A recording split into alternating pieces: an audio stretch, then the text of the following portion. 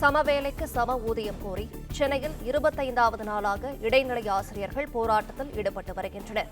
விவரங்களை செய்தியாளர் பாண்டியராஜன் வழங்கிட கேட்கலாம். பாண்டியராஜன் வணக்கம், விவரங்களை சொல்லலாம்.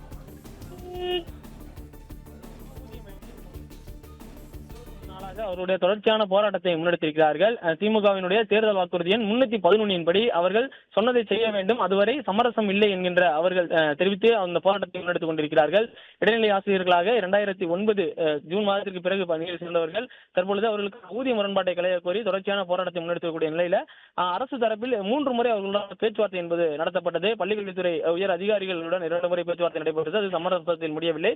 அதன் பிறகு பொங்கலுக்கு முன்பு போகிய தினத்தின் அந்த தினங்களில் பள்ளிக்கல்வித்துறை அமைச்சருடனான ஒரு சந்திப்பு நடைபெற்றது. அந்த பதிவுமிப்பு இடைநிலை ஆசிரியர் இயக்கங்களினுடைய மாநில ஒருங்கிணைப்பாளர்கள் பள்ளிக்கல்வித்துறை அமைச்சருடன் பேச்சுவார்த்தை நடத்தியிருந்தார்கள். அதன் பிறகும் ஒரு சமரச பேச்சுவார்த்தை என்பது நடைபெறவில்லை, உடன்பாடு எட்டப்படவில்லை அந்த பேச்சுவார்த்தையில். இருந்தாலும் இன்றும் அவர்களுடைய போராட்டம் என்பது சென்னையில் தற்போது நடைபெற்று வருகிறது. பார்லிமென்டில் இருக்கக்கூடிய ராஜாமணி மன்றம் அருகே அவர்களுடைய போராட்டம் என்பது தற்போது நடைபெற்று வருகிறது. ஆயிரக்கணக்கான ஆசிரியர்கள் மீது வழக்கு பதிவு செய்யப்பட்டிருக்கிறது. பொதுமக்களுக்கு பாதிப்பு ஏற்படுத்தக்கூடிய வகையில் ஆசிரியர்களுடைய போராட்டம் இருப்பதன் காரணமாக அவர்கள் மீது வழக்கு தொடுத்திருந்தாலும் அமைச்சர் இன்று மீண்டும் அவர்களுடான பேச்சுவார்த்தை நடத்தப்பட இருப்பதாக ஒரு தகவல் வெளியாகி இருக்கிறது.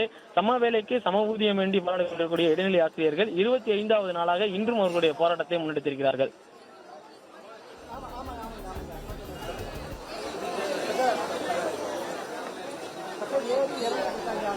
விவரங்களை வழங்கியமைக்கு நன்றி பாண்டியராஜ்.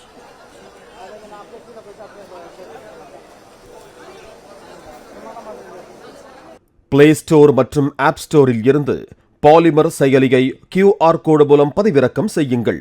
செய்திகளை உடனுக்குடன் பெறுங்கள்.